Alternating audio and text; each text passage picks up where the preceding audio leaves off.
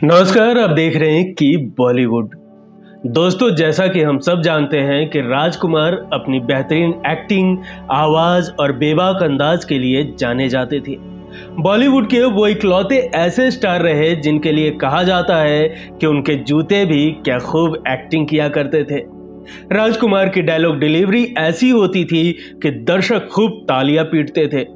राज साहब पर्दे पर जितने बेबाक थे उतने ही असल जिंदगी में मुंहफट भी थे। यही वजह थी कि इंडस्ट्री में लोग उन्हें कम ही पसंद करते थे। लेकिन क्या आप जानते हैं कि एक नए नवेले एक्टर ने उनकी हैकड़ी 2 सेकंड में निकाल कर रख दी थी और अक्खड़ एक्टर यानी कि राजकुमार सिर्फ मुंह ही ताकते रह गए थे। दोस्तों, असल जिंदगी में राजकुमार के बात करने का स्टाइल पुलिसिया ही था। वो दूसरे एक्टर्स की बेइज्जती करने में देर नहीं लगाते थे। फिर आया बॉलीवुड इंडस्ट्री का इकलौता ऐसा एक्टर जिसने ना सिर्फ राजकुमार को उनके एटीट्यूड का जवाब दिया बल्कि उन्हें अपने सामने घुटने भी टिकवा दिए। आज बात करेंगे उस दौर की जब राजकुमार ने अपना एटीट्यूड एक स्ट्रगलिंग एक्टर को दिखाया जो बाद में सुपरस्टार बना। दोस्तों, राजकुमार अपनी आदत से मजबूर थे और इस बात से इंडस्ट्री में सब वाकिफ थे। इसलिए कुछ लोग उनसे दूरी बना चुके थे और कुछ दूर से ही राम राम करना पसंद करते थे। मुफट राजकुमार कब किसको क्या कह दे और किसकी किसके सामने बेइज्जती कर दे ये कोई नहीं जानता था। लेकिन एकमात्र एक्टर जो इंडस्ट्री में नया नया आता है और आते ही उसने जानी यानी राजकुमार को पानी पिला दिया था। ये बात सालों पुरानी है। जिम्मी यानी मिथुन चक्रवर्ती उन दिनों इंडस्ट्री में नए नए आए थे। उन्होंने कुछ फिल्में कर ली थी लेकिन अभी तक वह सुपर हिट नहीं हो पाए थे। उसी दौर में उन्हें एक फिल्म मिली जिसमें लीड एक्टर थे राजकुमार। फिल्म में हेमा मालिनी, पूनम ढिल्लो, स्मिता पाटिल और अमृता सिंह जैसी स्टार्स भी थी। मिथुन को इस फिल्म में एक छोटा सा किरदार मिला था। किरदार छोटा था लेकिन मिथुन के लिए यह मौका बहुत बड़ा था और इस मौके को बुनाने की वह पूरी कोशिश में थे। मिथुन इस फिल्म की शूटिंग के लिए बहुत एक्साइटेड थे। फिल्म का नाम था गलियों का बादशाह। फिल्म का शेड्यूल फिक्स हुआ और मिथुन चक्रवर्ती शूट के पहले दिन बिल्कुल ही टाइम पर अपने कॉस्ट्यूम के साथ पहुंच गए। वो रेडी थे। थोड़े ही टाइम में फिल्म के लीड हीरो और बाकी की कास्ट भी सेट पर पहुंच गई। फिल्म की शूटिंग के लिए सभी तैयार थे, तभी राजकुमार ने फिल्म की शूटिंग को रुकवा दिया। डायरेक्टर उनके पास गए और उनसे पूछा कि क्या परेशानी हो गई।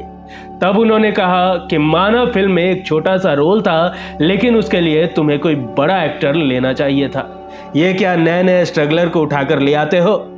दरअसल राजकुमार इस फिल्म में मिथुन की कास्टिंग से बिल्कुल भी खुश नहीं थे। वे चाहते थे कि इस फिल्म में कोई बड़ा एक्टर काम करे।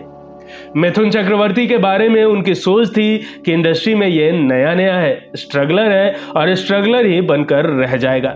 शूटिंग इतनी देर तक रुकना, राजकुमार और डायरेक्टर के बीच मीटिंग चलना, सारे क्रू मेंबर्स के बीच तरह तरह की बातें चलने लगी थी। ऐसे में मिथुन चक्रवर्ती को भी पता चला कि परेशानी क्या है। उन्हें पता चला कि राजकुमार का कहना है कि मिथुन चक्रवर्ती न्यूकमर है और उनकी जगह एक बड़ा स्टार होना चाहिए था। तब मिथुन ने यह फैसला किया कि वह खुद जाकर राजकुमार से बात करेंगे। मिथुन दा राजकुमार के पास गए और कहा, आप जिस न्यूकमर की बात कर रहे हैं वह मैं ही हूं। इस पर राज साहब ने हंसते हुए कहा, तुम कहां एक्टिंग करने आ गए, एक्टिंग कोई बच्चों का काम नहीं है। मिथुन दा ने भी राजकुमार को जवाब देते हुए कहा कि मुझे पता है कि एक्टिंग बच्चों का काम नहीं है और मैं पिछले 7 साल से इंडस्ट्री में काम कर रहा हूं। मिथुन दा ने उस दिन राजकुमार को कह दिया था कि देखना, एक दिन मैं बहुत बड़ा स्टार बनूंगा। मिथुन चक्रवर्ती के डायलॉग को सुनने के बाद राजकुमार को हंसी आ गई। उन्होंने कहा, बच्चे जोश में बहुत कुछ बोल जाते हैं। कोई काम हो और फिल्म में कोई छोटा मोटा रोल चाहिए हो तो मुझे बताना, मेरे बड़े बड़े प्रोड्यूसर से ताल्लुकात है, मैं तुम्हें उन्हें रिकमेंड जरूर करूंगा। मिथुन दा उस दिन राजकुमार की बातों से हर्ट तो बहुत ज्यादा हुए लेकिन उन्होंने राजकुमार को बहुत ज्यादा जवाब नहीं दिया। लेकिन उन्होंने इतना जरूर कह दिया कि अगर आप यंग एक्टर्स को इस तरह से ट्रीट करोगे तो आगे जाकर आपके साथ यंग जनरेशन का कोई भी एक्टर काम नहीं करना चाहेगा। और ऐसा कहकर मिथुन चक्रवर्ती वहां से निकल गए। मिथुन दा और राजकुमार के इस हॉट टॉक के बाद फिल्म की शूटिंग शुरू तो हुई, लेकिन इस फिल्म के साथ ऐसा हुआ कि यह फिल्म रिलीज से पहले अटक गई।